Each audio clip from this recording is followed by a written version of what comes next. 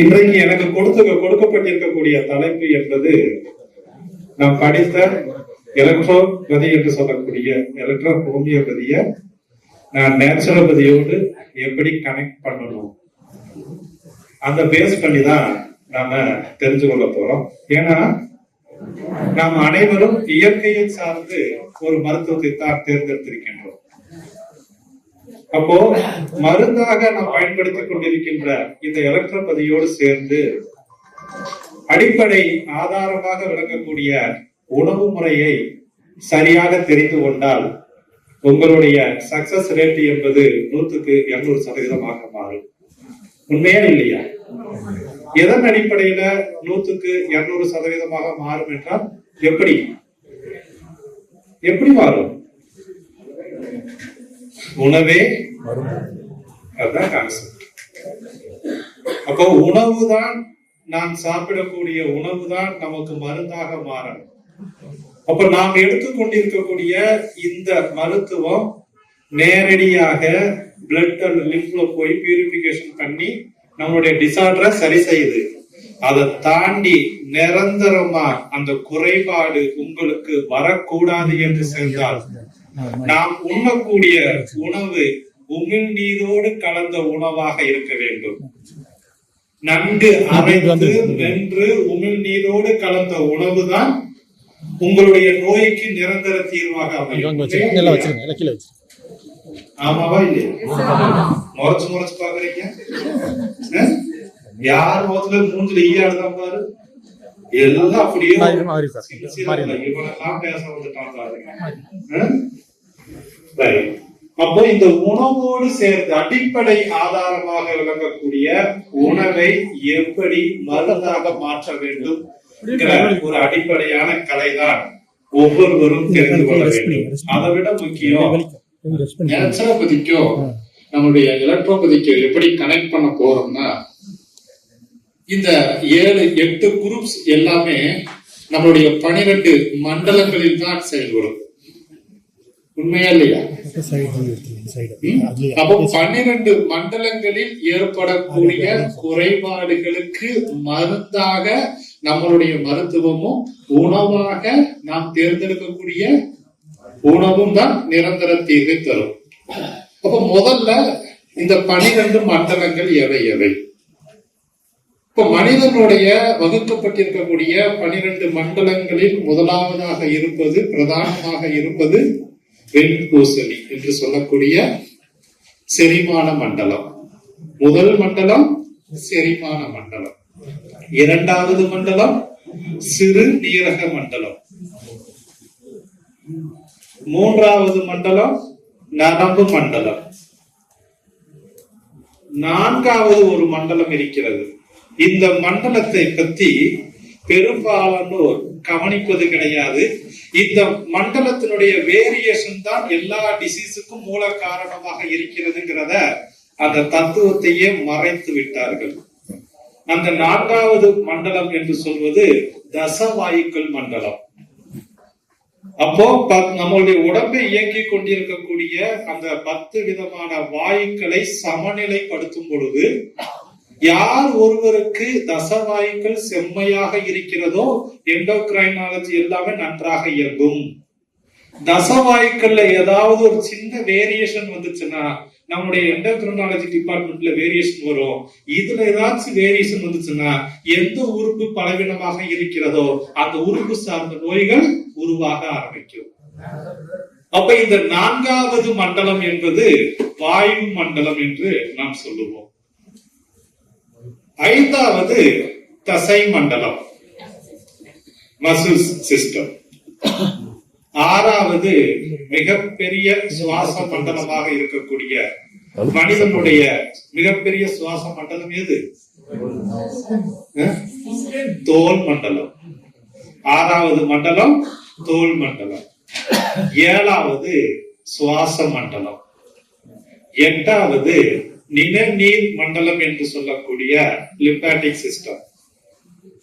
9வது எலும்பு மண்டலம். 10வது நாளமில்லா சுரப்பி மண்டலம் என்று சொல்லக்கூடிய எண்டோகிரைனாலஜிஸ்ட். 11வது எக்ஸோக்ரைன் என்று சொல்லக்கூடிய நாளமுள்ள சுரப்பி மண்டலம். 12வது இரத்த ஓட்ட மண்டலம். அப்போ மனிதனுடைய இயக்கம் என்பது இந்த 12 மண்டலங்களை சார்ந்துதான் பிரிக்கப்பட்டிருக்கும்.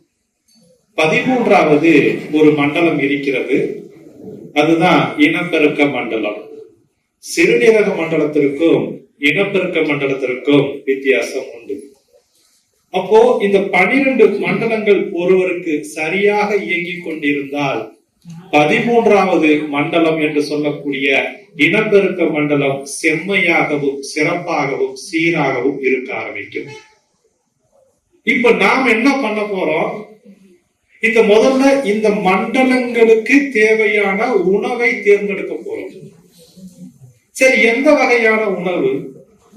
ஏனென்றால் உச்சந்தலையில இருந்து உள்ளங்கால் வரை வரக்கூடிய அனைத்து நோய்களுக்கும் மருந்து எப்பொழுதும் நிரந்தர தீர்வை தராது. ஆனால் உணவோடு சேர்ந்து எடுக்கக்கூடிய மருந்து அந்த மனிதனுக்கு 100க்கு 200% தீர்வை தரும். அப்போ உணவு மட்டுமே மாற்றினா போதுமா என்று கேட்டால் உணவை மட்டும் மாற்றக்கூடாது. உணவோடு சேர்ந்து நோயாளியினுடைய வாழ்வியல் முறையையும் மாற்றி, உணவு முறையையும் மாற்றி, அதனோடு சேர்ந்து நாம் கற்றுக்கொண்டிருக்கக்கூடிய இந்த மருந்தை பயன்படுத்தும் பொழுது எந்த நோயாளி எதற்காக சிகிச்சைக்கு வந்தார்களோ அந்த நோயிலிருந்து அவர்கள் நிச்சயமாக நிரந்தரமாக குணமாவார்கள். அப்ப உணவு எதை தேர்ந்தெடுக்கணும்? சரி, உணவை தேர்ந்தெடுத்தாச்சு, அது அப்படியே சாப்பிட்டா மருந்தா மாறிப்பானா? கிடையாது. ஏன் உணவு நாம் சாப்பிடக்கூடிய முறைப்படி சாப்பிட்டால் மருந்தாக மாறுவது இல்லை? நீங்க எல்லோரும் பிறந்ததுல இருந்து உங்களுக்கு பிடித்தமான உணவை மட்டும்தானே சாப்பிட்டுக் கொண்டிருக்கிறீர்கள், உண்மையா இல்லையா? யாராவது உங்களுக்கு பிடிக்காத உணவை சாப்பிடுறீங்களா? அப்போ உங்களுக்கு பிடிச்சமான உணவை நீங்கள் சாப்பிட்டுக் கொண்டிருப்பீர்கள். ஆனால் உலகத்திலேயே ஆரோக்கியமானவர்களாக யார் இருக்க வேண்டும்? யார்? ஏன்னா உங்களுக்கு பிடிச்சமான உணவை தானே சாப்பிட்டீங்க. அப்போ உங்களுக்கு பிடிச்சமான, நான் பிடிக்காத உணவை சாப்பிட்டதனாலதான் எனக்கு நோய்கள் வந்திருக்கிறது என்று சொன்னீங்கன்னா பரவாயில்லை. யாரும் பிறந்ததுல இருந்து பிடிக்காத உணவை சாப்பிடுவது கிடையாது. பிடித்த உணவை 3 வேளைக்கு 30 வேளை தின்று கொண்டு இருக்கின்றோம். அப்படி இருந்தும் நாம் ஏன் நோயாளிகளாக இருக்கின்றோம்? அது ஒரு கேள்வி. இரண்டாவது, இந்த இயற்கை மருத்துவம் என்பது எந்த ஒரு மருத்துவத்துறைக்கும் விரோதி கிடையாது. அனைத்து மருத்துவத்துறைக்கும் அடிப்படையே உணவுதான்.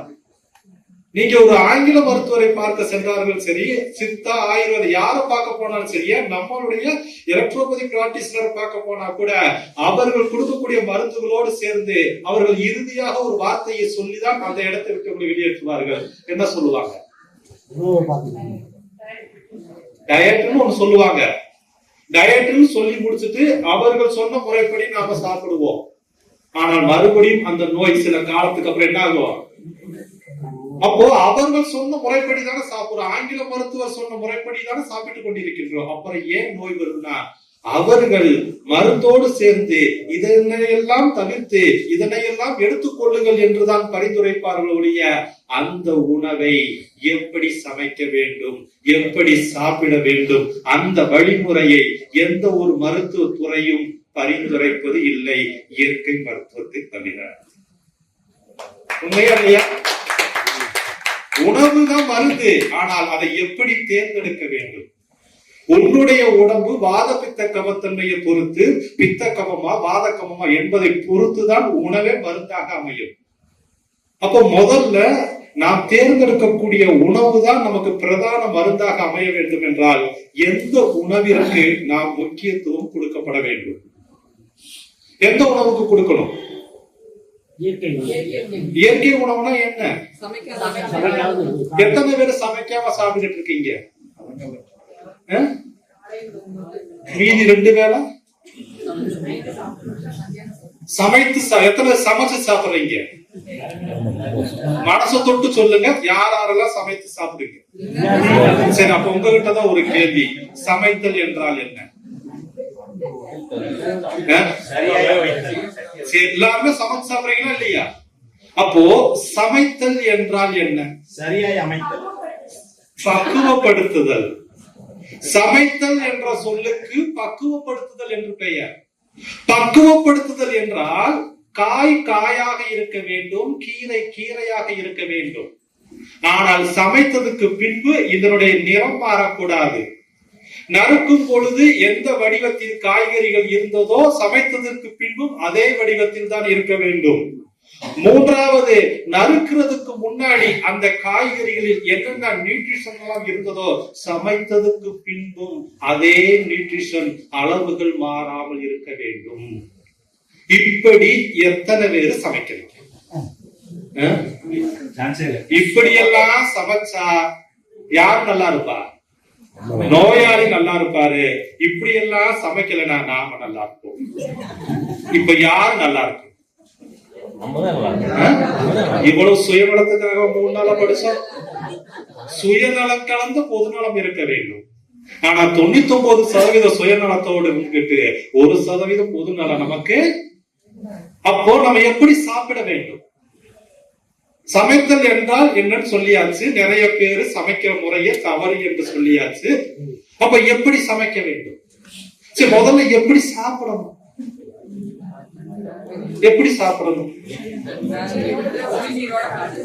நீங்க படுத்துக்கிட்டு சாப்பிடுங்க, நின்றுகிட்டு சாப்பிடுங்க, உருண்டுகிட்டு சாப்பிடுங்க, பேசிக்கிட்டு சாப்பிடுங்க. எப்படி சாப்பிடுறது? எத்தனை பேர் உமிழ் நீரோடு? ஒரு சில பேரை தவிர. கரெக்டா? காலையிலிருந்து மாலை இரவு படுக்க போகும் வரை நாம் மனிதனாக வாழ்ந்து கொண்டிருக்கிறோமா, விலங்குகளாக வாழ்ந்து கொண்டிருக்கின்றோமா? எத்தனை பேர் சொல்லுங்க, நான் மனுஷனாத்த வாழ்வை மட்டும் கை தூக்குங்க பார்ப்போம். நம்ப கூட கூடாது. எத்தனை பேர் வாழ்வீங்க?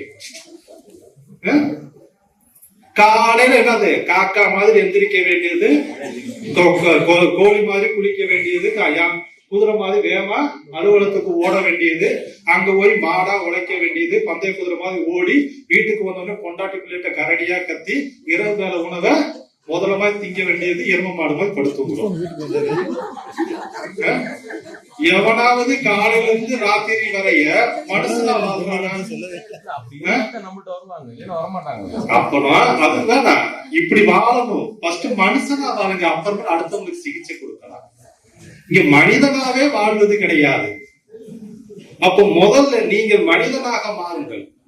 மனிதன் ஆரோக்கியமாக இருக்க வேண்டிய வயது என்பது 120. இன்றைக்கு ஆரோக்கியமாக இருக்கக்கூடிய வயது எவ்வளவு? அதை விட கம்மியாயிருச்சு. இன்றைக்கு இருக்கக்கூடிய நவீன மருத்துவம் உங்களுடைய ஆயுளை நீட்டிருக்கிறது. ஆனால் ஆயுள் முழுவதும் நோயாளிகளாக மாற்றிக் கொண்டிருக்கிறது. இப்ப காரணம், உங்களுடைய வாழ்வியல் முறையும் உணவு முறையும் என்றைக்கு சிதைக்கப்பட்டதோ அன்றைக்கே உங்களுடைய ஆயுள் தீர்மானிக்கப்பட்டது. அப்ப முதல் உணவாக, முதல் தர உணவாக இருக்க வேண்டும். இயற்கை மருத்துவத்துல நாங்க 3 விதமாக உணவை பிரித்திருப்போம். ஒன்று முதல் தர உணவுகள், இரண்டாவது இரண்டாம் தர உணவுகள், மூன்றாவது மூன்றாம் தர உணவுகள். முதல் தர உணவுகள் என்றால் என்ன? அதனுடைய முதல் தர உணவு சமைக்காமல், வேக வைக்காமல், அதனுடைய தன்மை மாறாமல், நிறம் மாறாமல் இயற்கையாக கிடைக்கக்கூடிய முதலாவதாக சூரிய ஒளியிலிருந்து கிடைக்கக்கூடிய சமைக்கப்பட்ட ஒரே உணவாக எடுக்கக்கூடிய முதல் உணவு எது? பழங்கள் மட்டுமே முதல் தர உணவு. இரண்டாம் தர உணவுனா எதையெல்லாம் பச்சையாக சாப்பிட முடியாதோ, எதையெல்லாம் தோளோடு சாப்பிட முடியாதோ, எதையெல்லாம் விதையோடு சாப்பிட முடியாதோ அதனை எல்லாம் அதனுடைய தன்மை மாறாமல், நிறம் மாறாமல், வடிவம் மாறாமல், அதில் இருக்கக்கூடிய எந்த விதமான நியூட்ரிஷனையும் அளிக்கப்படாமல் காய் காயாகவும் கீரை கீரையாகவும் எடுக்கக்கூடிய அந்த முறைக்குத்தான் இரண்டாம் தர உணவு. மூன்றாம் தர உணவுனா என்ன? சமைக்கும் பொழுது சமைப்பதற்கு முன்பு இருந்த ஒரு கலரும் சமைத்ததுக்கு பின்பு வரக்கூடிய கலரும். காலிஃபிளவர் உள்ள போகும்போது வெள்ளையா போகும், சமையல் கட்டு வந்து வெளியில வரும்போது எப்படி வரும்? அந்த காலிஃபிளவர் நம்ம ஆளு மேல என்ன பண்ணுவான், லெமனை நல்லா புரிஞ்சு 2 கருவேப்பிலையை சொருகி வச்சு பல்லு கூட விளக்காம ரவுண்டு கட்டி அடிப்பான். காட்டா காலிஃபிளவர் நல்லா இருக்கும். பொரிச்சு தின்னா என்ன, வறுத்து தின்னா என்ன? அப்போ அடிப்படையே அந்த காலிஃபிளவராகவே இருக்கணும், முட்டைக்கோசாகவே இருக்கணும். சமைத்ததுக்கு பின்பும் அதுல இருக்கக்கூடிய நிறங்கள் மாறக்கூடாது. அப்ப அடிப்படையான விஷயம் உணவை அதனுடைய தன்மை மாறாமல் சமைத்தல். ஒருவேளை உணவாக நாம் பச்சை உணவுகள் எடுக்க வேண்டும். குறிப்பா எப்படிப்பட்ட உணவாக இருக்கணும்? ஃப்ரூட்ஸ், காய்கறிகளையும் பச்சை உணவுகள் எடுக்க வேண்டும். எத்தனை பேர் பச்சை காய்கறிகள் எல்லாம் சாப்பிடுவீங்க? எத்தனை வேளைக்கு? வாரத்துக்கு எத்தனை நாள்? வாரத்துக்கு 5 நாள். ஒருவேளை உணவாகவா இல்ல ஒருவேளை உணவுக்கு முன்னாடியா உணவுக்கு பின்னாடியா? நம்மால சொல்லி முடிச்சோன்னே கேளுங்கப்பா, நீங்க சொல்றதெல்லாம் கரெக்ட் தான். நீங்க சொல்றத நான் சாப்பாட்டுக்கு முன்னாடி சாப்பிடணுமா இல்ல சாப்பிட்டதுக்கு பின்னாடிப்பா சாப்பிடணும்? நாசமா போறவனே சாப்பிடுறது அதான். அப்ப நான் எப்ப வெள்ளச்சோறு சாப்பிடுறது? அப்போ அவனுடைய மைண்ட்ல எது வந்து அடாப்ட் பண்ணிருக்கு? சோறு சோறு சோறு சோறு சோறு தான். அந்த சோற கூட எப்படி சமைக்கணும் நமக்கு சொல்லித்தரல. சாதம் செய்வது எப்படி எத்தனை பேருக்கு தெரியும்? ஆனா டெய்லி என்ன சாப்பிடுறோம்? சாதம் தான் சாப்பிடுறோம். அப்போ சாதம் செய்வது எப்படின்னு தெரியாமையே சோறு தின்னுகிட்டு இருக்கோம். சாம்பார் செய்வது எப்படின்னு தெரியாமையே சாம்பார் செஞ்சுக்கிட்டு இருக்கோம். அப்போ எதுவுமே தெரியாம நாமளே ஒரு பெயர் வைத்துக் கொண்டு இதுதான் உணவு என்று சாப்பிட்டுக் கொண்டிருந்தால் அந்த உணவு நமக்கு ஆரோக்கியத்தை கொடுக்குமா கெடுதலை தருமா? முதல்ல சாதம் செய்வது எப்படி? குக்கர் சாப்பாடு புலநாசம். யாரெல்லாம் குக்கரில் சமைத்து உண்ணுகிறீர்களோ உங்களுடைய அதுக்கே பிடிக்கிறது. யாரெல்லாம் குக்கரில் சமைத்து உண்ணுகிறார்களோ நிச்சயமாக அவர்களுடைய ஒட்டுமொத்தமான ஜெனட்டிக்கல்ல மாற்றங்கள் ஏற்படும். எத்தனை பேர் குக்கர்ல சமைக்கிறீங்க? குக்கர் நல்லா பாருங்க. குக்கரில் சமைக்கக்கூடிய அரிசி சாதம் சமைத்து சாப்பிடவில்லை, மாறாக அந்த அரிசியை மிருதுவாக்கி கொண்டுதான் சாப்பிட்டுக் கொண்டிருக்கிறீர்கள். மிருதுவாக்கி சாப்பிடுவது என்பது வேறு, சமைத்து சாப்பிடுவது என்பது வேறு. அப்ப மிருதுவாக்கி எப்படி சாப்பிட்டு இருக்கோம்னா, தேவையான அளவுக்கு அரிசி போட்டு தேவையான அளவுக்கு தண்ணீரை ஊத்தி மேல மூடி ஒரு விசில வச்சா 15 நிமிடங்கள் அது 20 நிமிடங்கள் கழித்து 3 விசில் வரும் தெரியுமா?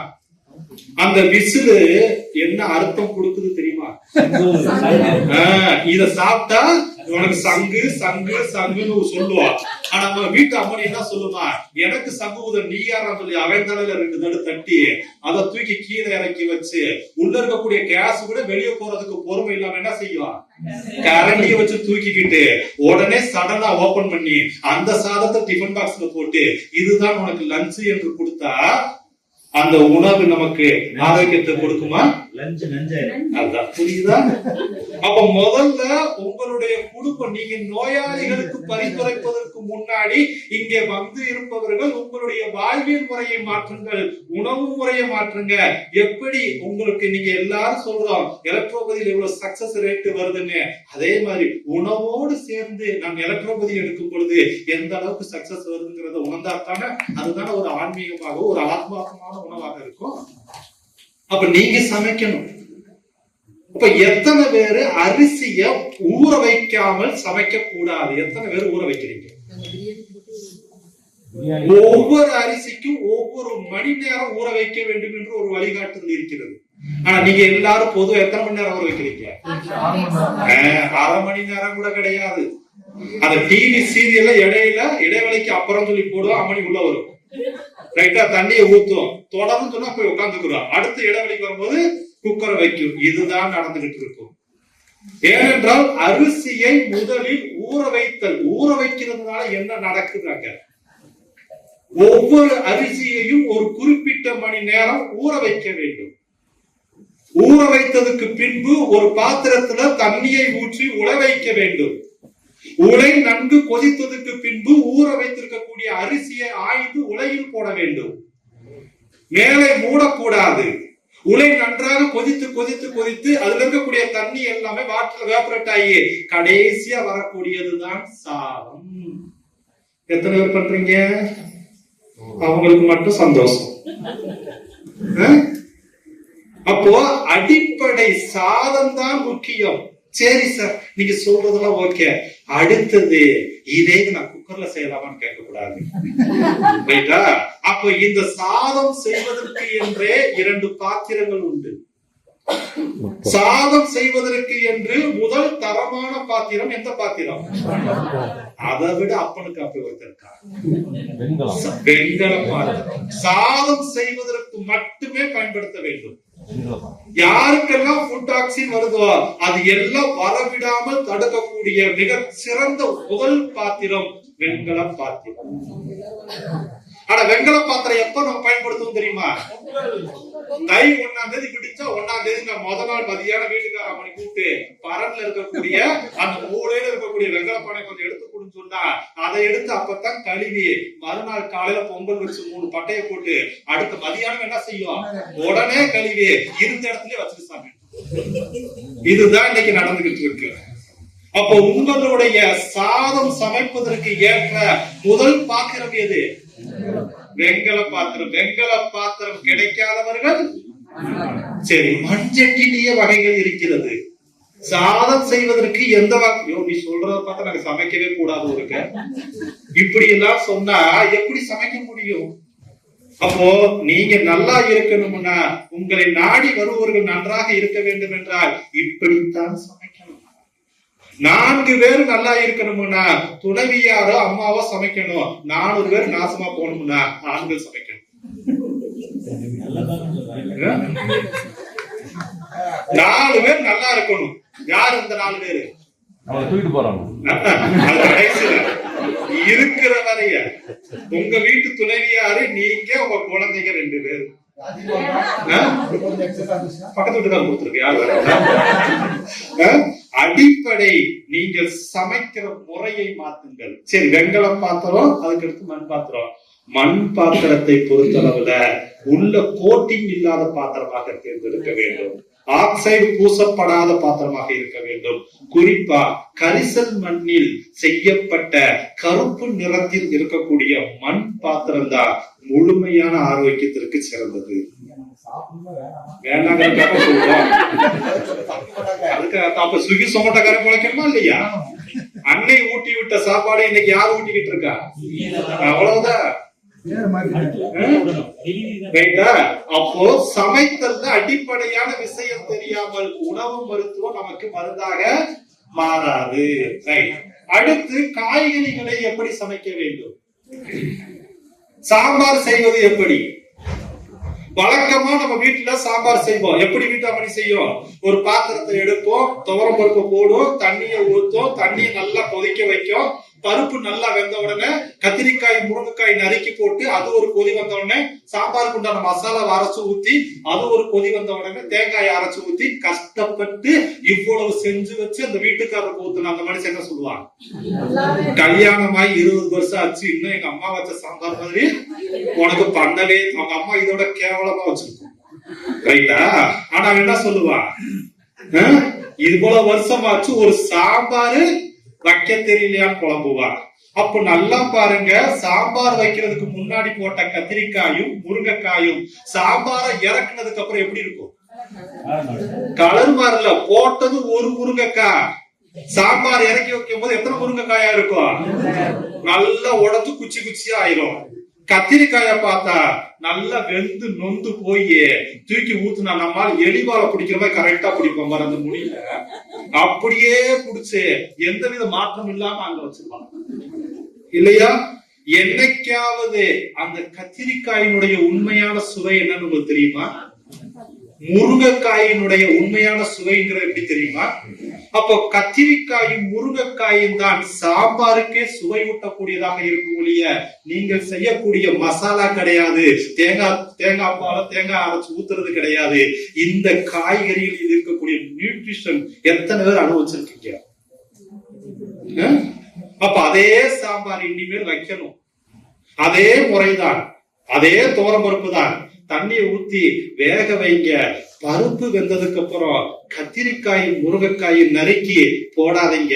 அதை தனியா வச்சுட்டு மொத்த ப்ராசஸ் எல்லாம் பண்ணி முடிச்சு அடுப்பை அணைச்சிருங்க. அடுப்பை அணைச்சு முடிச்சாச்சு, இப்ப சாம்பார் ரெடி. அப்படியா? என்ன சேர்க்கல? இப்ப நீங்க என்ன பண்றீங்க? உங்க கையில எல்லாரும் போட்டோ இருக்கு, கேமரா இருக்கு.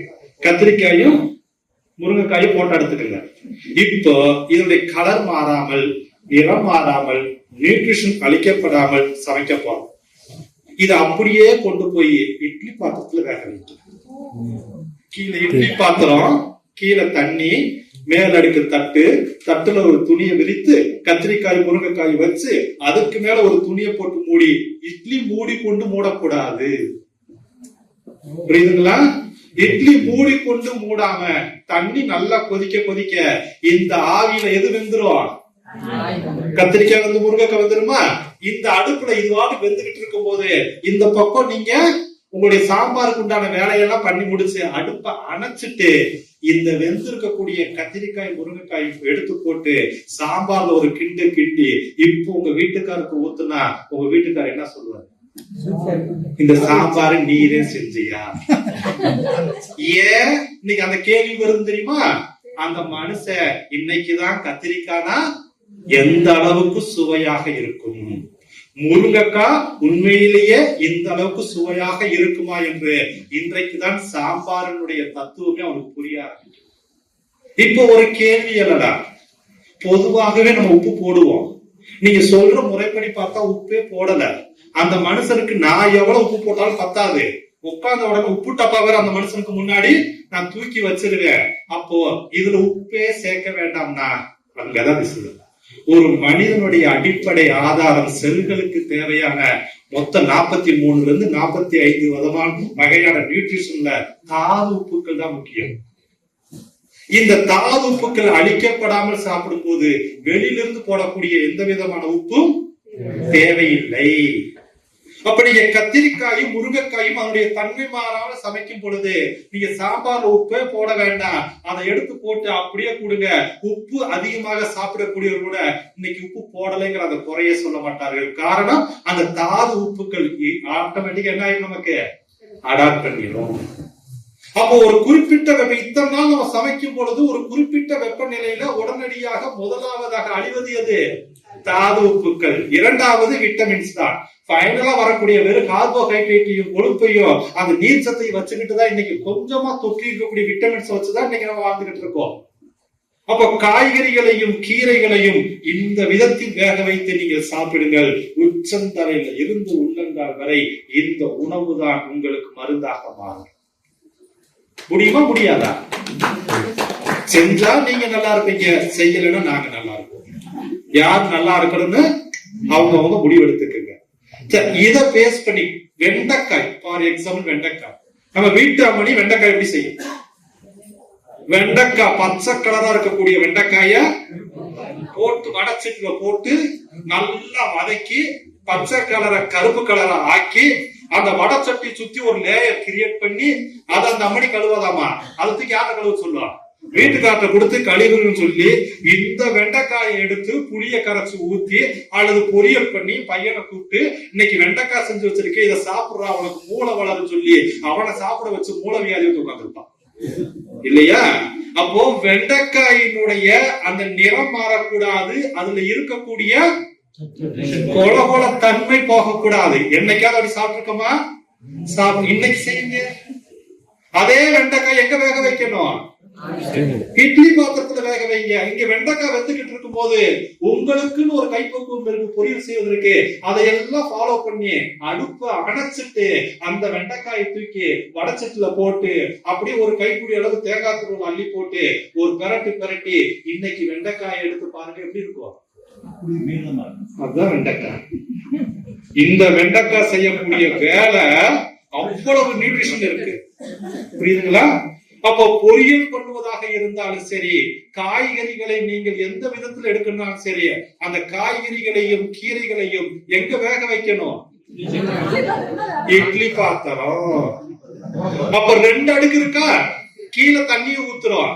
அந்த தண்ணியில பாசி, நல்லா புரிஞ்சுக்கங்க, தமிழ்நாட்டில் இருக்கக்கூடிய தட்பவெப்ப நிலைக்கு துவரம் பருப்பு பயன்படுத்துவதை விட பாசி பருப்பு மட்டுமே ஆரோக்கியத்தை கொடுக்கும்.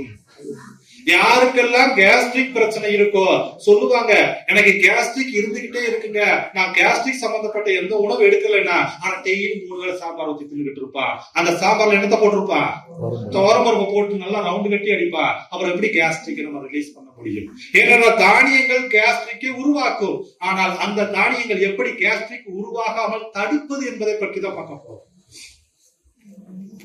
அப்ப அடிப்படை காய்களையும் கீரைகளையும் இட்லி பாத்திரத்துல கீழே பாத்திரத்தை எடுத்து தண்ணியை ஊத்தி பாசிப்பருப்பை போட்டு ஃபர்ஸ்ட் தட்டுல ஒரு கீரையை வச்சு, மேல் தட்டுல காய வச்சு, அதுக்கு மேல ஒரு துணியை போட்டு மூடி நீங்க மத்த ப்ராசஸிங் பண்ணிக்கிட்டு இருந்தீங்கன்னா தண்ணி கொதிக்க கொதிக்க பருப்பு வெந்துடும். அந்த பருப்புல இருந்து வரக்கூடிய ஆவி மூலமா கீரை வெந்துடும், அதுல இருந்து வரக்கூடியது காய் வெந்துடும். இந்த ப்ராசஸ் நடக்கும் போது இங்க ஈஸியா முடிஞ்சு போயிடும். கேஸ் மிச்சம், சமையல் 15 நிமிஷத்துல முடிஞ்சு போயிடும்.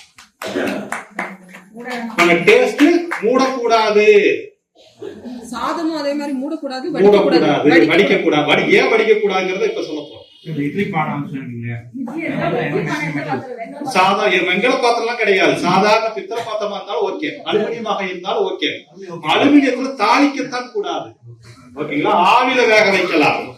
தாளித்தல் என்பது பாய்சனுக்கு சமம். அப்போ அந்த அலுமினியம் நீங்க பயன்படுத்துற மாதிரி இருந்தா, அலுமினிய பாத்திரத்துக்குள்ள ஒரு கருப்பு கலர் கோட்டிங் வந்துருச்சுன்னா அந்த அலுமினிய பாத்திரம் விஷமாக மாறிவிட்டது. அப்பேற்பட்ட பாத்திரத்தை எக்காரணத்தை கொண்டு சமையலுக்கு பயன்படுத்த கூடாது. அதுவரை நீங்கள் சமைக்கலாம். சில்வர் பாத்திரத்தில் சமைக்க எந்த கெடுதல் கிடையாது. ஆனால் முழுமையான நியூட்ரிஷன் வேணும்னா எந்த பாத்திரத்தை எடுக்கணும்? வெங்கல பாத்திரம், மண்சட்டி தான். ஓகேங்களா? அப்ப காய்களை இரும்பு தாளிப்பதற்கு மட்டும்தான்.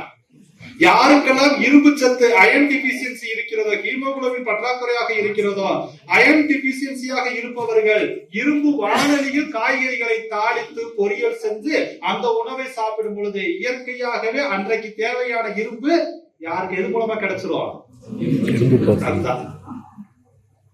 ஆனா ஒவ்வொரு உணவும் நமக்கு மருந்தாக மாறின இந்த விதத்துல சமைக்கிறது. துணி போட்டு ஏன்னா டஸ்ட் புழுகாம இருக்கிறதுக்காக. சப்போஸ் ரொம்ப உங்களுக்கு ஒரு மாதிரி இருந்துச்சுன்னா மூடி எடுத்துக்கங்க, மேலாக வச்சிருங்க, லாக் பண்ணாதீங்க. ஏன்னா கொஞ்சம் லாக் பண்ணிட்டா அது வெந்து போயிடும். வெந்த உணவு நமக்கு ஆகாது. ஆவியில் வேக வைத்த உணவு தான் நமக்கு நல்ல பலனை தரும். அப்போ காய்கறிகளையும் கீரைகளையும் இந்த விதத்தில் தான் வேக வைக்க வேண்டும். நீங்க தாளிக்கிறதெல்லாம் தாளிச்சுக்கங்க. அதற்கடுத்து முக்கியம், உங்களுடைய வீட்டில் நீங்கள் பயன்படுத்தக்கூடிய ஆயில், அந்த ஆயிலை குறைத்தால் உங்கள் ஆயுள் நீட்டிக்கப்படும். எந்த ஆயில்? ஒரு நாளைக்கு சராசரியாக 4 பேர் இருக்கக்கூடிய வீட்டுல பயன்படுத்தக்கூடிய ஆயிலினுடைய அளவு என்பது 1 டேபிள் ஸ்பூன் அளவு. 4 பேத்துக்கு அடைய திங்கக்கூடாது. 4 பேர் இருக்கக்கூடிய வீட்டிற்கு ஒரு நாளைக்கு நீங்க பயன்படுத்தக்கூடிய ஆயிலுடைய அளவு எவ்வளவு? ஆமா. அப்போ அடிப்படை இந்த ஆயில் பண்ணக்கூடிய வேலையெல்லாம் நீங்கள் காய்கறிகளையும் கீரைகளையும் அதனுடைய தன்மை மாறாமல் வேக வைக்கும் பொழுது அதுல இருக்கக்கூடிய எல்லாம் நமக்கு மருந்தாக அமைய ஆரம்பிக்கும். அப்போ ஆயிலை குறைத்து உங்கள் ஆயிலை நீட்டிக்கலாம். அதற்கடுத்து பாரம்பரிய அரிசி. இப்பதான் சிஸ்டத்துக்கு வரோம். அப்ப நீங்க வெள்ளை அரிசியை பயன்படுத்துவதை விட கருப்பு கலர்லையும் பழுப்பு நிறத்தில் இருக்கக்கூடிய கலர்லையும் சிகப்பு நிறத்தில் இருக்கக்கூடிய அந்த பாரம்பரிய அரிசிகள் தான் உங்களுக்கு ஆரோக்கியமாக இருக்கும்.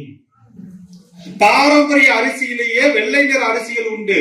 துய்யமல்லி, கிச்சிலி சம்பா, சீரக சம்பா, இந்த மாதிரி அரிசியை பயன்படுத்திக்கலாம். ஆனால் அதுவும் பாரம்பரிய அரிசியாகத்தான் இருக்க வேண்டும்.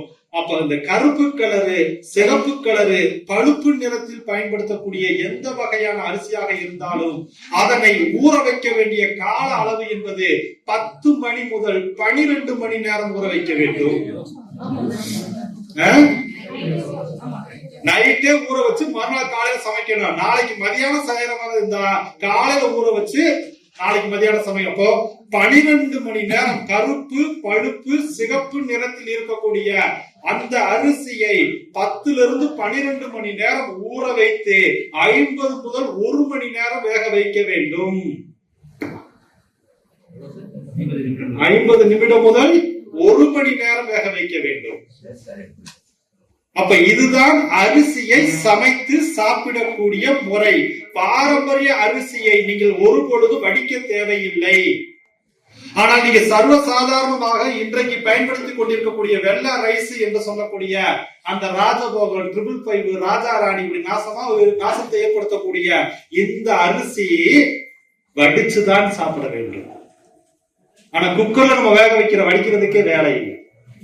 அப்ப முதல்ல நீங்க நல்லா இருக்கணும், உங்க குடும்பம் நல்லா இருக்கணும்னா முதல்ல ஒழிக்க வேண்டிய பாத்திரம் எது? அப்ப இந்த 3 நாள் 4 நாள் வகுப்புல முடிச்ச உடனே நேரம் மலையை விட்டு கீழே இறங்கி வீட்டுக்கு போய் குக்கரை எடுத்து மேல ஒரு சூடத்தை பத்த வச்சு குடும்பத்தாரெல்லாம் நிக்க வச்சு இதனால வரை என் குடும்பத்தெல்லாம் கெடுத்தது போதும் சாமின்னு சொல்லி அப்படியே வெளியில வந்து 3 சந்து சந்திக்கிற இடத்துல போட்டு உடைச்சிட்டு திரும்பி பார்க்காம வந்தா நீங்க நல்லா இருப்பீங்க, இல்லைன்னா நாங்க நல்லா இருப்போம். தூக்கி ஆத்துலயே தூக்கி போடுங்க. அங்கோட படத்துலதான் வேண்டவே வேண்டாம். உடைச்சு புல்டோசர் வச்சா ஏத்துங்க. ரைட்டா? உங்களுடைய குடும்பத்தினுடைய ஆரோக்கியத்தினுடைய தொடக்கம் எதுல இருக்கு? சமையல் தான் சார். அடுப்பாங்கரை என்பது ஒரு கருவறை. ரைட்டா? அடுப்பாங்கரைங்கிறது சர்வ சாதாரணம் கிடையாது, ஒரு கருவறை.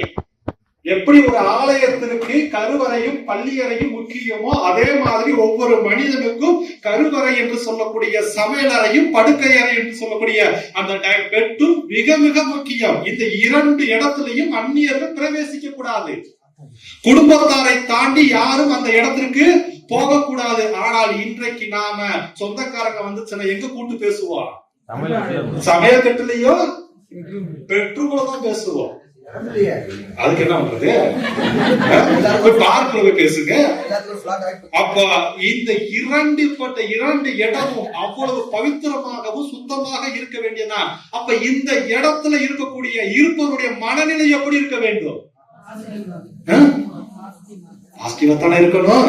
அப்ப சமைக்கிறது மட்டும் பெருசு இல்ல, சமைக்கும் பொழுது சமைப்பவருடைய மனநிலை எப்படி இருக்க வேண்டும்? சண்டை போட்டுக்கொண்டு சாப்பிடக்கூடாது, நடந்து கொண்டு சமைக்க கூடாது, செல்போன் பேசிக்கொண்டு சமைக்க கூடாது, டிவி சீரியலை பார்த்து கொண்டு சமைக்க கூடாது. சமைக்கும் பொழுது உங்களுடைய ஆன்மாவை உடலும் மைண்டும் கோஆர்டினேட் பண்ணி அந்த உணவின் மீது இருக்க வேண்டும். எத்தனை பேர் அப்படி சமைக்கணும்?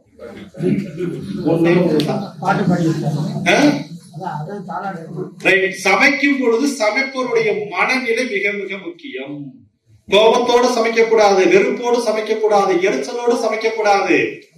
அப்ப சமைக்கும் போது உங்களுடைய எப்படி தாய்ப்பாலுக்கு குழந்தைக்கு எப்படி ஒரு அத்தியாவசியம் தாய்ப்பாலோ அதே மாதிரி குடும்பத்தாருடைய ஒட்டுமொத்த ஆரோக்கியமும் சமைப்பவருடைய மனநிலையை பொறுத்துதான் இருக்கிறது ஒழிய அப்ப அன்னை சமைக்கணும், உங்களுடைய சமைப்பதற்கு ஒண்ணு துணைவியார் சமைக்கணும், இல்லைன்னா பெற்ற தாய் சமைக்கணும். நீங்கள் வேலையாளை அமர்த்துவதாக இருந்தாலும் வேலையாளனுடைய வேலை காய்கறிகளை நறுக்கி கொடுக்கலாம், கழுவி கொடுக்கலாம், மற்ற எல்லா வேலையும் செய்யலாம் ஒழிய ஆனால் சமைத்தல் என்ற அந்த ஒரு இடத்துக்கு வந்த உடனே யாருடைய முக்கிய பங்கு இருக்க வேண்டும்? காரணம் நீங்க நல்லா இருக்கணும்னு நினைக்கக்கூடிய ஒரே ஜீவன் யாரு? சத்தியமா கொண்டாட்டியா அம்மா. அவங்க உங்களுக்கு தான் கேட்டேன், அவங்களுக்கு இல்ல. அப்போ அதை விட முக்கியம் நீங்க நல்லா இருக்கணும்னு அன்னையை விட துணைவியாரை விட நீங்க நல்லா இருக்கணும்னு நினைக்கக்கூடிய ஒரு ஜீவன் இருக்கிறார். அவர் யார்? நீங்க தான். உங்களை தவிர உங்க உடம்புல இருக்கக்கூடிய எந்த ஒரு நோயை குணப்படுத்துறதுக்கு வேற யாராலையும் முடியாது. நோயாளிகள் முயற்சித்தால் மட்டும்தான் நோய்களிலிருந்து விடுபட முடிய, மருத்துவரால் அல்ல. மருத்துவர் என்பவர் வழிகாட்டுதல் மட்டும்தான். சேர வேண்டிய இடத்துக்கு கொடைக்கானல் வர்றதுக்கு இந்த இடத்துக்கு நம்ம கூகுள் மேப் கொடுத்துட்டாங்க. ஆனா அதை பார்த்து நம்ம நல்லா பாருங்க, கூகுள் மேப்பினுடைய குறிக்கோள் இங்கதான் அடைய வேண்டும் என்று நமக்கு கொடுத்தாச்சு. நாம தவறா போனா கூட அந்த இடத்துல இருந்து நீ சேர வேண்டிய இடம் இதுதான் என்று கூகுள் மேப் நம்மளை வழிகாட்டி கொண்டே இருக்கும். உண்மையா இல்லையா? அப்ப நீ எவ்வளவுதான் தவறு செய்தாலும் உன்னை மறுபடியும் நல்வழிக்கு திருப்பக்கூடிய அந்த நல்ல எந்த இடத்துக்கு சேர வேண்டும் என்று இந்த கூகுள் மேப் தீர்மானிக்குதோ அதே மாதிரிதான் வாழ்வியலும் பல்வேறு ஆரோக்கியமற்ற குறைபாடுகளை சந்தித்தாலும் இந்த விதத்தில் நீங்கள் கடைபிடித்தால் உங்களுடைய வாழ்வியல் முறையும் ஆரோக்கியமும் 100% என்ன ஆகும்? சரியா இருக்கும். இதுதான் உண்மை. இதை மாற்றாமல் வெறும் மருந்து மட்டுமே நம்ம கொடுக்கறதுனால பிரயோஜனம் இல்ல. இப்ப பசிக்கணுமா? சாப்பிடணுமா? இப்ப முதலாவதாக செரிமான மண்டலம். செரிமான மண்டலத்தை சரி செய்யக்கூடிய பாரம்பரிய அரிசிகள். இந்த பாரம்பரிய அரிசியோடு எந்த காய்கறிகளை எடுக்க வேண்டும், இந்த காய்கறிகளோடு எந்த கீரையை எடுக்க வேண்டும். அப்போ ஒருத்தவருக்கு ஒரு டைஜஸ்டிவ் சிஸ்டத்துல பிரச்சனைன்னு வந்துச்சுன்னா நம்மளுடைய EH மெடிசனை கொடுத்து அதனோடு சேர்ந்து இந்த டைஜஸ்டிவ் சிஸ்டத்தை இம்ப்ரூவ் பண்ணக்கூடிய பாரம்பரிய அரிசியையும் காய்கறிகளையும் கீரைகளையும் இப்படித்தான் சமைக்க வேண்டும் என்று நீங்கள் அவர்களுக்கு பரிந்துரைத்தால் மருந்தும் உணவும் ஒன்றாக கலந்து அந்த மனிதர் என்ன செய்யும்? அதுதான். அப்ப முதல்ல செரிமானம் சம்பந்தப்பட்ட செரிமான மண்டலம். செரிமான மண்டலம்னா என்ன? ஒரு உறுப்பு சார்ந்ததா அல்லது பல்வேறு உறுப்புகளினுடைய தொகுப்பா? அப்போ செரிமான மண்டலம் என்பது நம்முடைய முதல் வாயிலிருந்து இரண்டாவது வாய் வரை இருக்கக்கூடிய அந்த செரிமான மண்டலம் சார்ந்த உறுப்புகளில் எந்த உறுப்புகள் பலவீனமாக இருந்தாலும் சரி, எந்த உறுப்புகள் இம்பேலன்ஸ் ஆக இருந்தாலும் சரி, அதனை பேலன்ஸுக்கு கொண்டு வருவதற்கு பாரம்பரிய அரிசியில முக்கியமான 3 பாரம்பரிய அரிசி. ஒன்று காட்டு யானம்.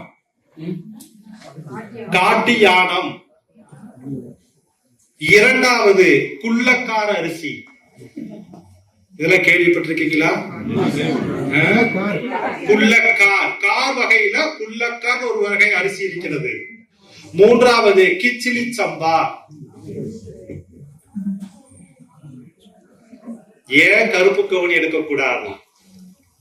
ஏன்னா கருப்பு கவுனியை பொறுத்தளவுல அதுல அந்தோசைனின் என்று சொல்லக்கூடிய அந்த கெமிக்கல் வேதிப்பொருள் மிக அதிகமாக இருக்கிறது. யாருக்கெல்லாம் டைஜஷன் குறைபாடு இருக்கிறதோ அவங்க கருப்பு கவுனி எடுத்தா மேலும் அந்த டைஜஷனை கிரியேட் பண்ணும். முதல்ல இந்த ஆமா என்று சொல்லக்கூடிய இந்த அக்னியினுடைய மந்தத்தை நல்லா ஸ்டிமுலேட் பண்ணி இதை நல்லா டெவலப் பண்ண போற எந்த அரிசி எடுக்கலாம்? கருப்பு கவுனிக்கு வரணும். ரைட்டுங்களா? அப்போ முதல்ல டைஜஸ்டிவ் சிஸ்டத்துல எந்த பிரச்சனை வந்தாலும் சாதம்னு ஒண்ணு போச்சுன்னா அதற்கு எந்த அரிசி எடுக்கணும்? காட்டியானோ, குள்ளக்கார். இதை எதுல சமைக்கணும்? வெங்கல பாத்திரத்துல. தண்ணி எத்தனை மணி நேரம் ஊற வைக்கணும்? சமைக்கும் பொழுது சமைப்பவருடைய மனநிலை எப்படி இருக்கணும்? சந்தோஷமா இருக்கணும். ரைட்டா? அப்போ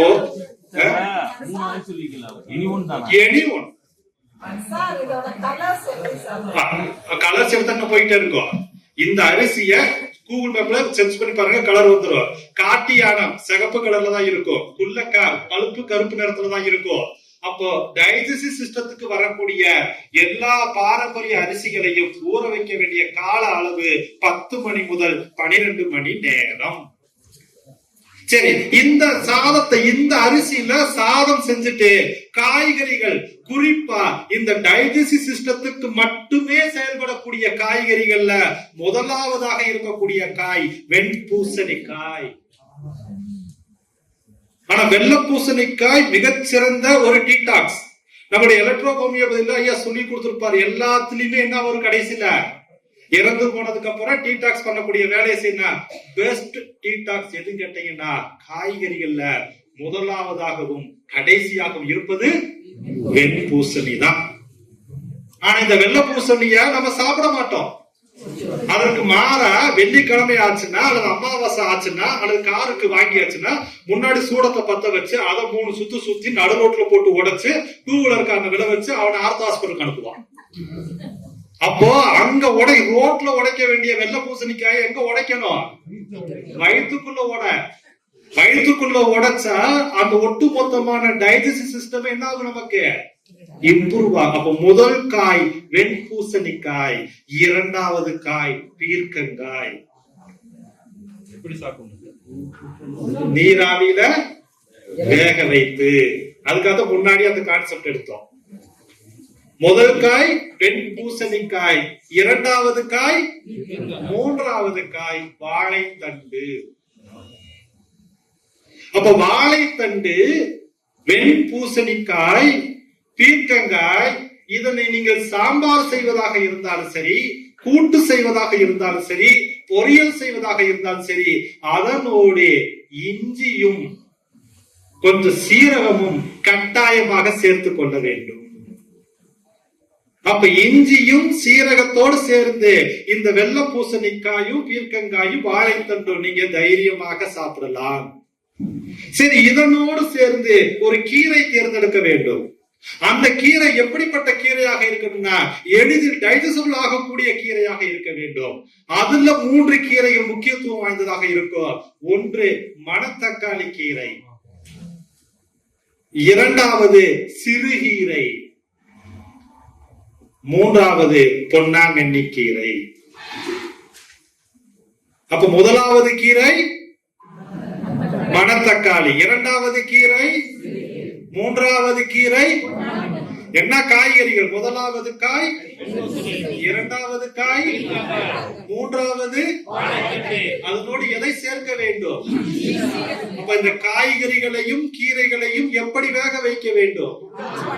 குக்கர்லயா? விடிய விடிய ராமாயணம் கேட்டப்ப விடிச்சோட சித்தப்பங்கிற கதை மாதிரி ஆகி போச்சுல.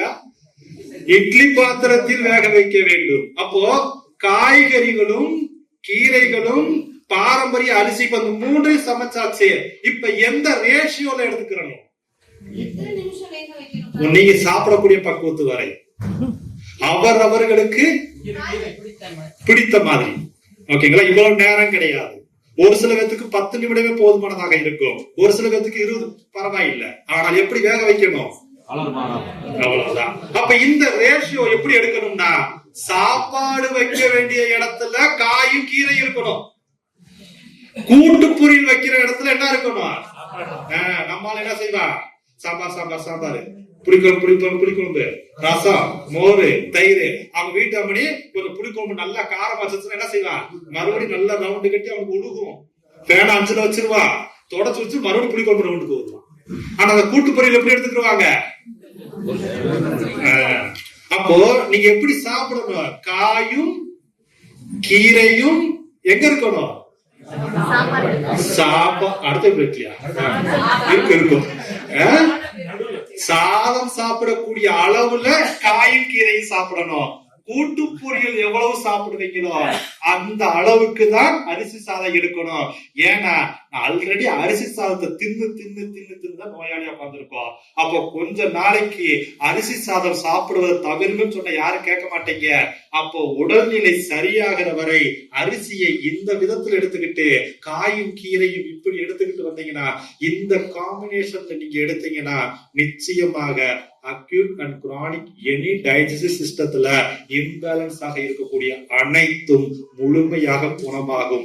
இதனோடு சேர்ந்து நீங்க சப்போர்ட்டிவ்க்கு எதை பண்ணலாம்? ஏன்னா மெடிசின்ங்கிறது இமிடியட் தீர்வு, உணவு என்பது. அப்ப 2ஐயும் ஜாயின் பண்ணி ஒரு சாரத்துல 2ஐயும் ஓட்டிட்டு போக வேண்டியதான். கட்டாயம். கடைசியில கேள்வி வச்சுக்கலாம். கடைசி இன்னொன்னு, பல வீட்டுல இட்லியே குக்கர்ல தான் வைக்காங்க. இட்லி அது போயிடுச்சு, அடுத்தது போய்க்கலாம். கேள்வி வச்சுக்கோங்க. இது முதல் சிஸ்டம். என்ன சிஸ்டம்? அப்போ இது டைஜஸ்டிவ் சிஸ்டத்தை இம்ப்ரூவ் பண்றதுக்கு என்னென்ன பாரம்பரிய அரிசி எடுக்கணும்? என்னென்ன காய்கறிகள் எடுக்கணும்? என்னென்ன கீரைகள் எடுக்கணும்? தூக்கத்துல இருந்துச்சு கேட்ட என்ன சொல்லிருவீங்க? இஞ்சி சீரகம் சேர்க்கணும். இதுதான் சார். அப்ப டைஜஸ்டிவ் சிஸ்டத்துல வரக்கூடிய எல்லா பிரச்சனைக்கும் அடிப்படை இத ஃபாலோ பண்ணி எடுத்துட்டு அப்புறங்கள் நல்ல டைஜஸ்ட் பவர் இம்ப்ரூவ் பண்ணதுக்கு அப்புறம் கருப்பு கவுனியும் மாப்பிள்ளை சம்பாவை கொடுத்துருவாங்க. ஓகேவா?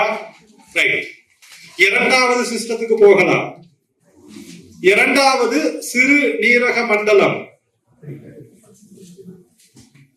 சிறு நீரக மண்டலம் சார்ந்த குறைபாடுகளை எல்லாம் தீர்க்கக்கூடிய the best urologist and nephrologist ஆக விளங்கக்கூடிய நம்முடைய பாரம்பரியமான அரிசிகள், முக்கியத்துவமாக விளங்கக்கூடிய பாரம்பரியான மெயினா கிட்னி சப்போர்ட்டுக்கு, நம்மளுடைய ஈகச் கிட்னி சப்போர்ட்டுக்கு எடுப்போமா இல்லையா? அதனோடு சேர்ந்து இந்த கிட்னி சப்போர்ட்டுக்கு, அது யூரித்ரால இருந்தாலும் சரி, கிட்னில இருந்து வாட்டவர் அந்த பிளேசஸ்ல எந்த சிஸ்டத்துல எங்க டிஃபிகல்ட்டியா நீங்க ஃபீல் பண்ணாலும் நாம் கொடுக்கக்கூடிய மருந்தோடு இந்த காய்கறிகளையும் இந்த கீரைகளையும் இந்த பாரம்பரிய அரிசியும் பயன்படுத்த வேண்டும்.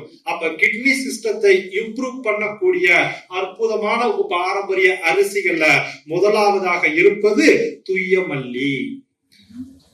துய்யமல்லி எத்தனை பேர் சாப்பிட்டிருக்கீங்க? துய்யமல்லியினுடைய பெஸ்ட் கேரக்டர் என்ன தெரியுங்களா? இன்னர் ஆர்கனை விட பெஸ்ட் சைக்காலஜிக் டாக்டர். யாருக்கெல்லாம் தூக்கமே வராம மாத்திரை போட்டா தான் நான் தூங்குவேன் என்று அடம்பிடித்துக் கொண்டு இருக்கிறார்களோ அவர்கள் எல்லோரும் துய்யமல்லியை இரவு வேலை கஞ்சி அடிச்சு சாச்சா அடிச்சு போட்ட மாதிரி தூங்குவாங்க. அதாவது மனக்குழப்பத்தை தீர்க்கக்கூடிய த பெஸ்ட் சைக்காலஜிக் டாக்டர் நம்ம துய்யமல்லி தான். அப்ப கிட்னியினுடைய பலவீனமும் மனக்குழப்பத்திற்கும் பயம். அப்போ அந்த கேரக்டர் வரும்போது அந்த ஆர்கன் பார்க்க துய்யமல்லி. இரண்டாவது குள்ளக்கார், மூன்றாவது காட்டு யானம், நான்காவது கருப்பு கவுனி. சிறுநீரக மண்டலத்தை பலப்படுத்தக்கூடிய பாரம்பரிய அரிசிகள் எவை எவை? துய்யமல்லி, குள்ளக்கார், காட்டியானம், கருப்பு கவுனி. சரி, இந்த கிட்னியுடைய சிஸ்டத்தை இம்ப்ரூவ் பண்ணக்கூடிய காய்கறிகள் எவை? கத்திரிக்காவுக்கு அப்படம் வந்துட்டான் இல்ல. வெள்ளை பூசணிக்காய். வெள்ளை பூசணிக்காய் பொறுத்தளவுல கிட்னியை டீடாக்ஸ் பண்றதுக்கு எது? டையூரிட்டிக்காக வேலை செய்யுது. இரண்டாவது புடலங்காய், மூன்றாவது பீர்க்கங்காய்,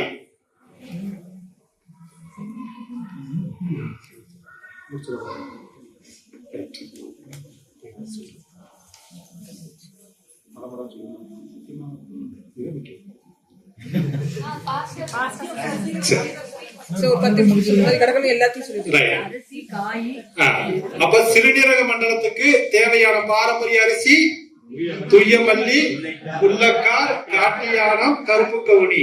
இதற்கு பயன்படுத்தக்கூடிய காய்கறிகள் வெள்ளை பூசணிக்காய், புடலங்காய், பீர்க்கங்காய், வெள்ளரிக்காய். ஏன்னா எலக்ட்ரோலைட்ஸை பேலன்ஸ் பண்ணுவதற்கு சோடியம், பொட்டாசியம் அதை எல்லாத்தையும் பேலன்ஸ்ல கொண்டு வருவதற்கு பெஸ்ட் காய் எது? வெள்ளரிக்காய்.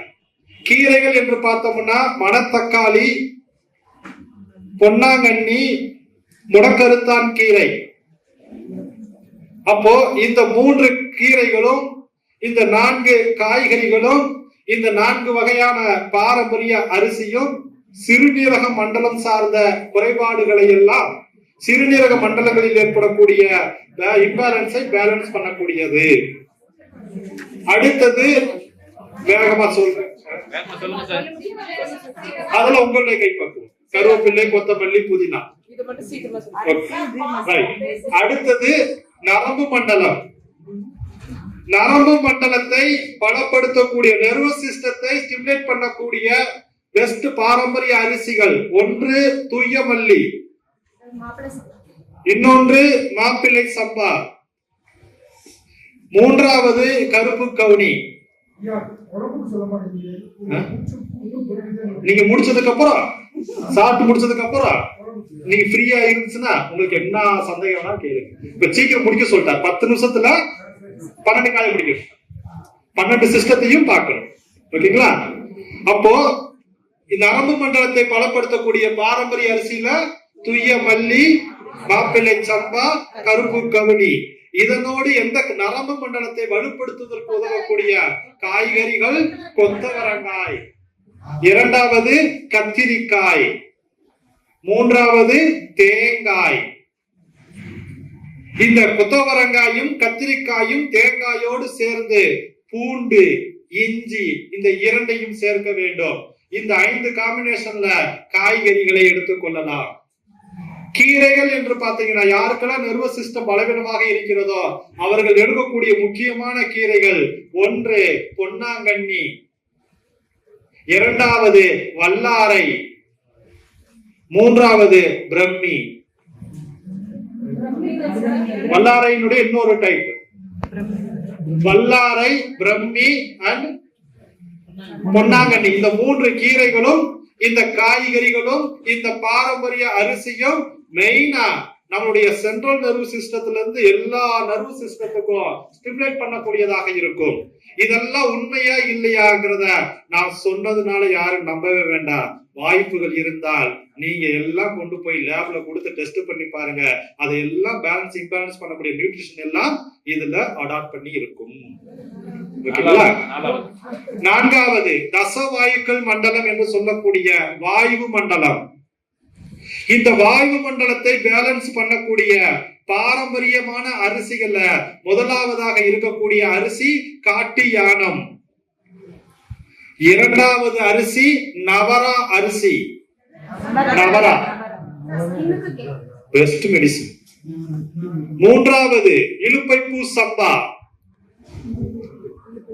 அப்போ 1 காட்டு யானம், நவரா, இலுப்பைப்பூ சம்பா இந்த 3 அரிசிகளும் தசவாயுக்களை சமநிலைப்படுத்தும். இதனோடு சேர்ந்து காய்கறிகள் என்று பார்க்கும் பொழுது புடலங்காய், பீட்ரூட், சின்ன வெங்காயம், பூண்டு, இஞ்சி. அப்ப இந்த காம்பினேஷன் காய்கறிகளை ஆட் பண்ணி, பீட்ரூட்டை பச்சையாகத்தான் சாப்பிடணும், வேக வச்சு சாப்பிடக்கூடாது. அடுத்தது கீரைகள் என்று பார்த்தீங்கன்னா 1 கருவேப்பிள்ளை, வல்லாரை, பிரம்மி. இந்த 3 கீரைகளும் இந்த காய்கறிகளும் இந்த பாரம்பரிய அரிசியும் 4வது சிஸ்டமான தசவாய்க்களை பேலன்ஸ் பண்ணும். 5வது சிஸ்டம் மசில்ஸ், தசை மண்டலம். தசை மண்டலத்தை வலுப்படுத்தக்கூடிய பாரம்பரியமான அரிசிகள்ல முதலாவதாக இருப்பது குள்ளக்கார், குள்ளக்கார், மாப்பிள்ளை சம்பா, காட்டு யானம். இந்த 3 அரிசிகளும் தசை மண்டலத்தில் மசில்ஸ்ல எங்க பிரச்சனை வந்தாலும் எக்ஸ்டர்னலாகவும் நீங்க அப்ளை பண்ணிக்கலாம். யாருக்கா பிடிப்பு வந்துருச்சு, தசை பிடிப்பு வந்துச்சுன்னா இந்த அரிசியில சாதம் செஞ்சு மேல அப்ளை பண்ணீங்கனாலே போதும், எப்பேற்பட்ட பிடிப்பையும் ரிலீஸ் பண்ணி விட்டுரும். குள்ளக்கார், காட்டு யானம், மாப்பிள்ளை சம்பா. இதனோடு சேர்ந்து காய்கறிகள் என்று பார்க்கும் பொழுது எல்லோ பம்ப்கின் என்று சொல்லக்கூடிய அரசாணிக்காய், பீர்க்கங்காய், முருங்கை, அரசாணிக்காய், பீர்க்கங்காய், முருங்கை, தேங்காய். இந்த 4 வகையான காய்கறிகளும் கீரைகள் என்று பார்க்கும் போது முருங்கைக்கீரை, அகத்திக்கீரை, மணத்தக்காளி கீரை. இப்ப இந்த 3 கீரைகளும் இந்த 4 வகையான காய்கறிகளும் இந்த 3 வகையான பாரம்பரிய அரிசியும் மசில் சிஸ்டத்தை பலப்படுத்த ஆரம்பிக்கும். முருங்கைக்கீரை, மணத்தக்காளி. 6வது சிஸ்டம் ஸ்கின், தோல் மண்டலம். அப்போ நம்ம இதுல எப்படி தோல் மண்டலத்துக்கு ஸ்கின்னுக்கு நம்ம எப்படி கொடுக்கிறோமோ அதனோடு சேர்ந்து இந்த பாரம்பரிய அரிசி கொடுங்க. மெயினா இருக்கக்கூடியது கருப்பு கவுனி. தோல் மண்டலத்திற்கு பயன்படுத்தக்கூடிய பெஸ்ட் மெடிசின் பாரம்பரிய அரிசி கருப்பு கவுனி. 2வது சொர்ணவாரி, 3வது பூங்கார் அரிசி. எப்படி நம்ம இதுல ஈகட்ஸ்ல ஃபீமேல் ரெமெடி என்று சொல்றோமோ அதே மாதிரி பாரம்பரிய அரிசியில ஃபீமேல் ரெமெடிக்கு என்று பெஸ்ட் பாரம்பரிய அரிசி என்று பார்த்தோம்னா அது பூங்கார் தான். அப்ப பூங்கார் அரிசி, சொர்ணவாரி, கருப்பு கவுனி, இந்த பாரம்பரிய அரிசியோடு காய்கறிகள் என்று பார்க்கும் பொழுது கோவக்காய், வெஸ்ட்காய், கோவக்காய், மஞ்சள் பூசணிக்காய், பாகற்காய், பூண்டு, இஞ்சி. அப்போ இந்த காய்கறிகளும் கீரைகள் என்று பார்க்கும் பொழுது மெயினா தூதுவளை, முருங்கை, இந்த இரண்டும் ஸ்கின்னுக்கு நல்ல வேலை செய்யும். அப்ப இந்த கீரைகளும் இந்த காய்கறிகளும் இந்த பாரம்பரிய அரிசியும் உச்சந்தலையிலிருந்து உள்ளங்கால் வரை இருக்கக்கூடிய ஸ்கின், தோல் மண்டலம் சார்ந்த அனைத்து குறைபாடுகளுக்கு மருந்தாக அமையும். அடுத்ததாக 7வது சுவாச மண்டலம், லங் சிஸ்டம். இதனை பயன்படுத்தக்கூடிய பாரம்பரிய லங்ஸ் சிஸ்டத்தை இம்ப்ரூவ் பண்ணக்கூடிய, பிராண சக்தியை அதிகரிக்கக்கூடிய, அங்க இருக்கக்கூடிய எக்ஸ்ட்ரா மியூக்கஸ் எல்லாத்தையும் வெளியேற்றக்கூடிய மெயினான வேலையை செய்யக்கூடிய அரிசிகள்ல முதன்மையானதாக இருக்கக்கூடியது தூய மல்லி, நவரா, காட்டு யானம். இந்த 3 அரிசியும் லங்ஸ் சிஸ்டத்துக்கு மிக பயனுள்ளதாக இருக்கும். இந்த அரிசியோடு காய்கறிகள் என்று பாத்தீங்கன்னா முருங்கைக்காய், பீர்க்கங்காய், வெண்பூசணி. வெண்பூசணி லங்ஸுக்கு மிகச்சிறந்த ஒரு டீடாக்ஸ். ஏன்னா 3 தோஷங்களையும் சமநிலைக்கு கொண்டு வரக்கூடிய முத்தான 3 காய்கறிகள். அதுல முதலாவதாக இருப்பது வெள்ளை பூசணிக்காய் தான். எந்த தோஷமாக இருந்தாலும் வெள்ளை பூசணிக்காய் கொடுத்துடலாம். அப்ப இந்த காய்கறிகளோடு கீரைகள் என்று பார்க்கும் பொழுது தூதுவளை, முடக்கருத்தான், முசுமுசுக்கை, முருங்கை. இந்த 4 வகையான கீரைகளும் இந்த காய்கறிகளும் இந்த பாரம்பரிய அரிசியும் ஓவரால் லங்ஸ் சிஸ்டத்துக்கு மிகவும் பயனுள்ளதாக இருக்கும். அடுத்ததாக நாம் பார்க்கக்கூடியது நிணநீர் மண்டலம் என்று சொல்லக்கூடிய லிம்பாட்டிக் சிஸ்டம். நோய் எதிர்ப்பு ஆற்றலை அதிகரிக்கக்கூடிய எலும்புறுப்பு தான்.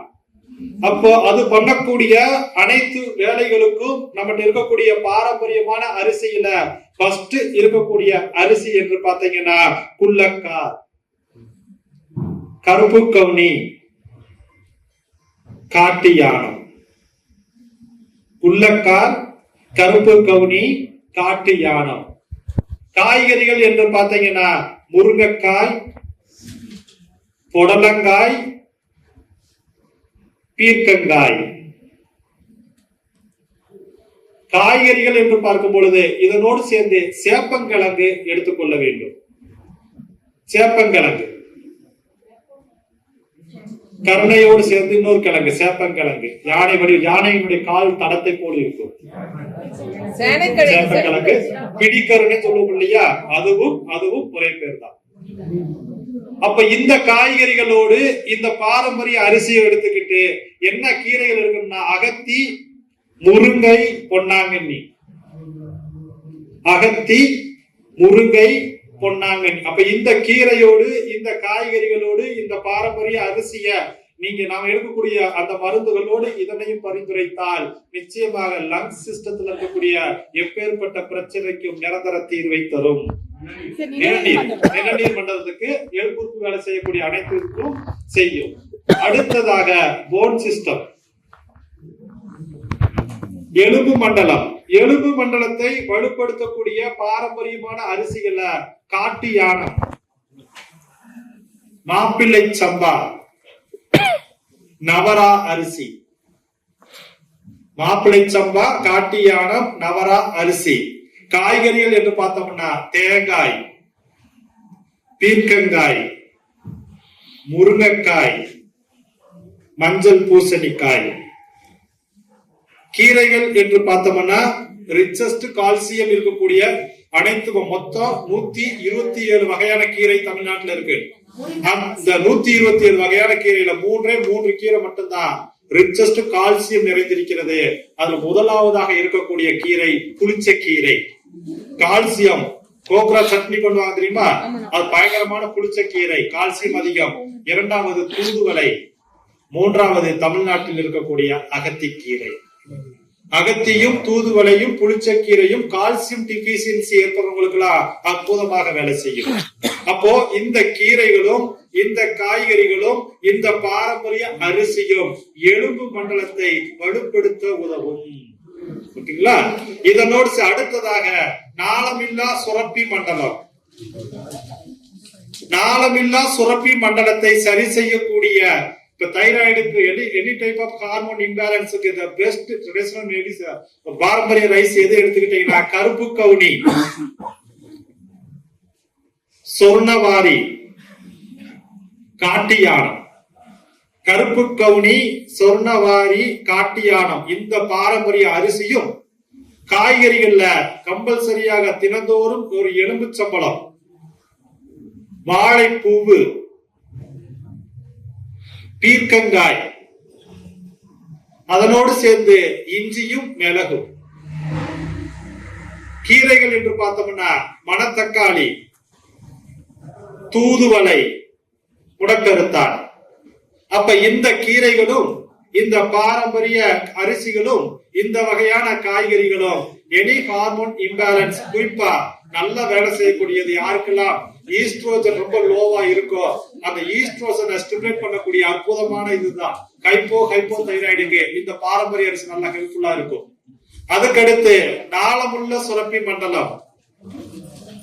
நாளமுள்ள சுரப்பி மண்டலத்தை சரி செய்யக்கூடிய பெஸ்ட் பாரம்பரிய அரிசி காட்டியானம், குள்ளக்கார், பூங்கார் அரிசி. காட்டியானம், குள்ளக்கார், பூங்கார் அரிசி. காய்கறிகள் என்று பார்த்துட்டோம்னா வெண்டைக்காய், கத்திரிக்காய், வேப்பம்பூ ரசம், பூண்டு, இஞ்சி.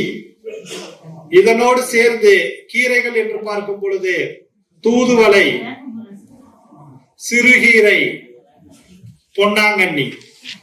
அப்போ இந்த கீரைகளும் இந்த காய்கறிகளும் இந்த பாரம்பரிய அரிசியும் நாளமுள்ள சுரப்பி மண்டலங்களில் ஏற்படக்கூடிய குறைபாடுகளுக்கு ஒரு அற்புத தீர்வை தரக்கூடியது. சிறுகீரை, பொன்னாங்கண்ணி, தூதுவளை. இன்னொரு கீரை வேணா ஆட் பண்ணிக்கலாம், வல்லாரை. அடுத்தது ரத்த ஓட்ட மண்டலம், 12வது மண்டலம். ரத்த ஓட்ட மண்டலம். ரத்த ஓட்ட மண்டலத்தை சரி செய்யக்கூடிய பாரம்பரியமான அரிசி எது எடுத்து பார்த்துக்கிட்டீங்கன்னா முதல்ல கருப்பு கவுனி, காட்டியானம், நவரா அரிசி. இந்த 3 பாரம்பரிய அரிசிகளும் ரத்த ஓட்ட மண்டலத்திற்கு மிக அற்புதமாக வேலை செய்யக்கூடியது. இதனோடு பாரம்பரிய காய்கறிகள் என்று பார்க்கும் பொழுது பிஞ்சு வாழைக்காய், வாழைப்பூவு, பீர்க்கங்காய், மஞ்சள் பூசணிக்காய், தேங்காய். இந்த காய்கறிகளோடு கீரைகள் என்று பார்க்கும் பொழுது முருங்கை, பொன்னாங்கண்ணி, மணத்தக்காளி கீரை. இது 4வது ஒரு கீரை கருவேப்பிள்ளை. ரத்த ஓட்டம், மஞ்சள் பூசணி, தேங்காய். இந்த கீரையோடு மணத்தக்காளி, முருங்கை, இன்னொரு கீரை மணத்தக்காளி, முருங்கை, பொன்னாங்கண்ணி, கருவேப்பிள்ளை.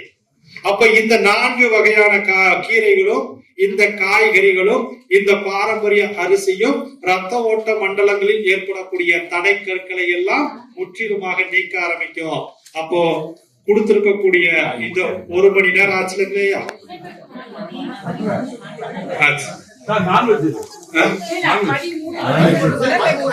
இது எல்லாம் செய்யும் பொழுது அது சரியாகும். அப்போ இந்த 12 மண்டலங்கள் தான் ஹியூமனை நம்ம பிரிச்சிருக்கோம்.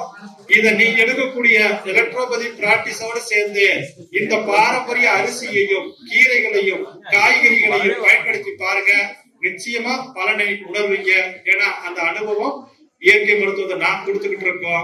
நீங்களும் அதை பயன்பெற வேண்டுகிற ஒரு அற்புத நோக்கோடு தான் எனக்கு வாய்ப்பு கொடுத்த ஐயா அவர்களுக்கு என்னுடைய சிறந்தான நன்றி.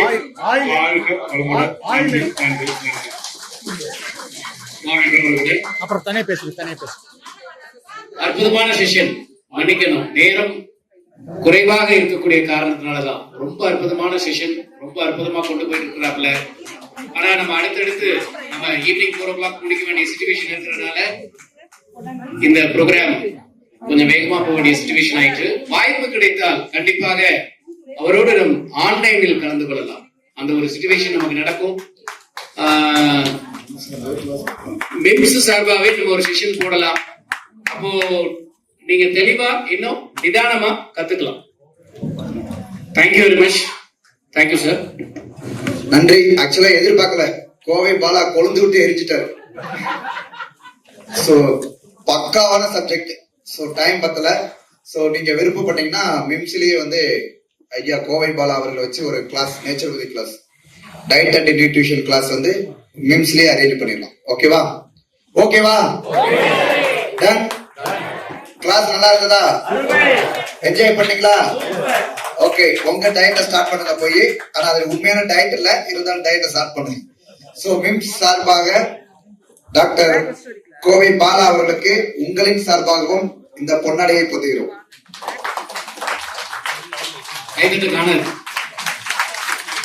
Very good. தேங்க்யூ. மணி 2:30க்கு இருக்கணும். 2:30க்கு கரெக்டா கிளாஸ் ஆரம்பிக்கும்.